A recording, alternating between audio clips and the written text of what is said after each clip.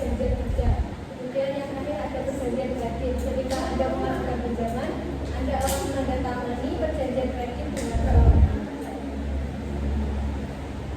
Kemudian agar sebuah perjanjian dianggap sah dan mengikat secara hukum, maka perjanjian tersebut harus memenuhi 4 syarat utama.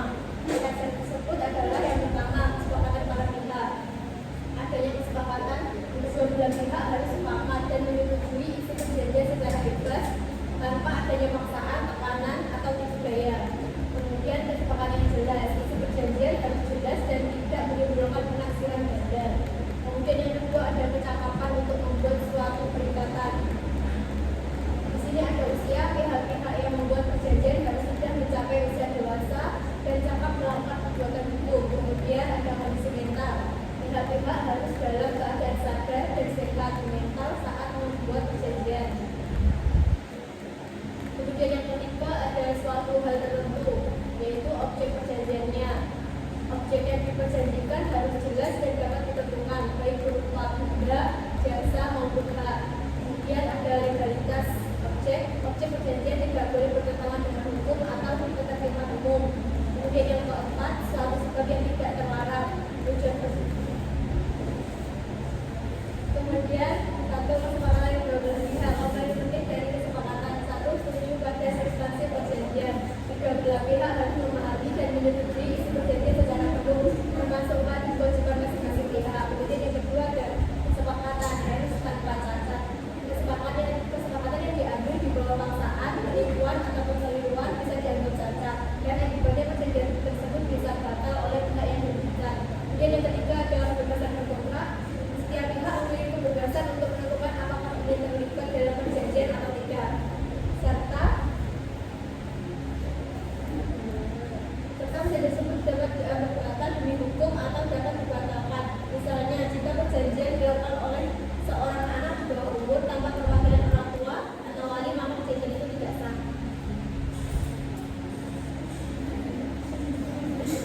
Kemudian perlindungan hukum bagi pihak yang tidak cakap.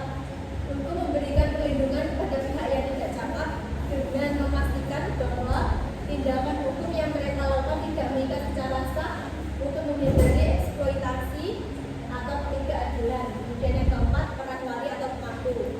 Jika salah satu pihak yang ingin membuat perjanjian adalah pihak yang tidak cakap, misalnya anak di bawah umur atau orang yang di bawah pengetahuan, maka mereka harus diwakili oleh wali atau pemangku yang bertanggung jawab secara hukum. Kemudian yang ketiga, adanya objek yang jelas. Penjelasan mengenai objek perjanjian. Yang pertama, objek harus nyata dan jelas, bisa ditentukan atau memiliki kepastian. Contohnya, jika objeknya adalah barang, misalnya mobil, maka jenis mobil, merek, warna, dan spesifikasinya harus disebutkan secara jelas. Kemudian yang kedua, objeknya harus legal. Contohnya perjanjian jual beli narkotika atau barang curian tidak sah karena objeknya ilegal. Kemudian yang ketiga, objek harus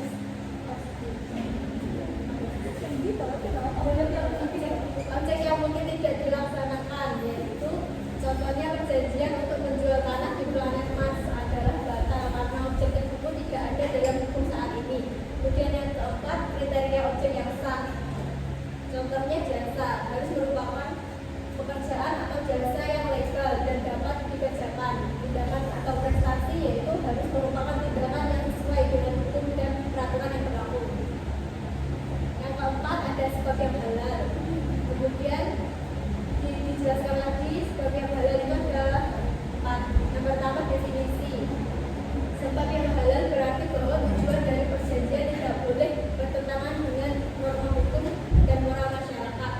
Kemudian yang kedua, contoh sebab yang halal perjanjian jual beli barang. Sebagai contoh, seseorang menjual mobil kepada orang lain. Sebab dari perjanjian ini adalah untuk memenuhi kebutuhan pihak pembeli akan kendaraan. Perjanjian sewa menyewa. Seorang pemilik rumah menyewakan rumahnya kepada penyewa dengan tujuan mendapatkan penghasilan. Sebab ini sah dan tidak bertentangan dengan hukum. Kemudian yang ketiga, contoh sebab yang tidak halal, yaitu melakukan perjanjian tindakan ilegal, perjanjian yang bertentangan dengan moral atau norma sosial, perjanjian yang berisi perjudian. Kemudian yang keempat, akibat hukum dari sebab yang tidak halal, yaitu bahkan demi hukum tidak dapat dikenakan sanksi. perjanjian yang sah ada unsur esensial atau unsur pokok, kesepakatan para pihak, kemudian kecakapan untuk membuat suatu perikatan, kemudian suatu hal tertentu, dan yang terakhir suatu sebab yang tidak terlarang. Kemudian untuk unsur non esensial yaitu unsur-unsur yang sudah diatur dalam undang-undang dan berlaku untuk semua jenis perjanjian kecuali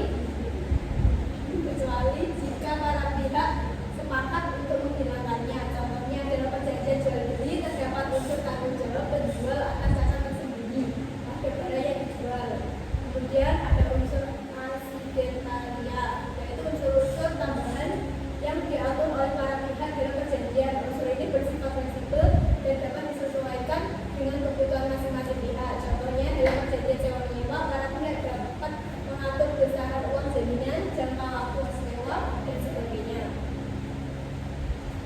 Kemudian contoh pelanggaran syarat sahnya perjanjian, yaitu kesepakatan jika seseorang terpaksa menandatangani perjanjian jual beli karena diancam, maka perjanjian tersebut dapat dibatalkan karena tidak ada kesepakatan yang bebas.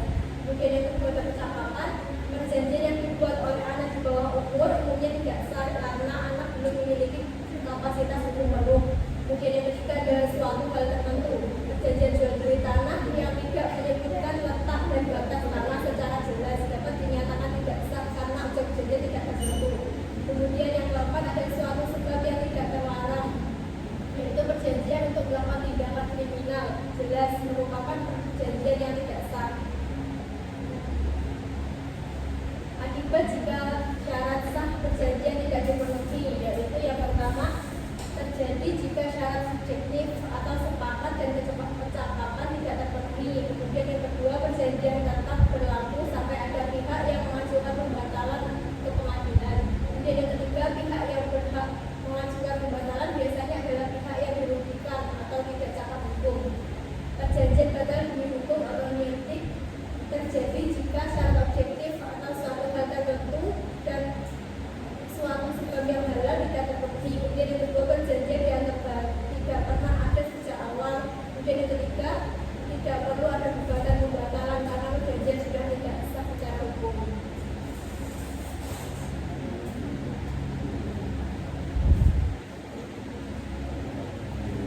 Kemudian konsekuensi bisnis.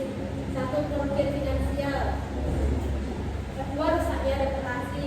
Kemudian konsekuensi sosialnya ketidakpastian hukum. Yang kedua, konflik sosial. Contoh kasus kekurangan kecakapan perjanjian dengan anak di bawah umur. Kasusnya seorang anak berusia 16 tahun membeli sebuah ponsel pintar secara online dan telah membayar lunas. Namun orang tua anak tersebut ingin membatalkan perjanjian karena anaknya masih di bawah umur.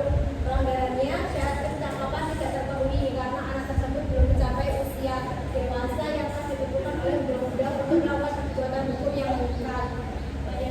Suatu hal yang tidak tertentu, menjadi jual beli tanah.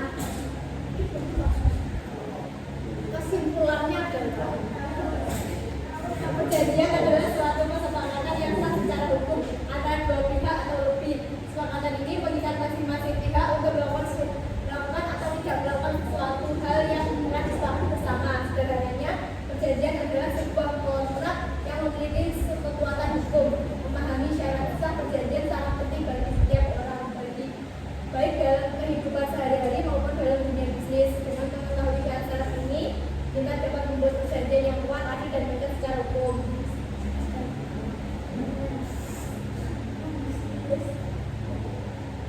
Sabda servanda, yaitu perjanjian harus ditepati. Ini adalah prinsip dasar dalam hukum perjanjian yang menekankan pentingnya kepatuhan terhadap kesepakatan yang telah dibuat. Sekian dan terima kasih.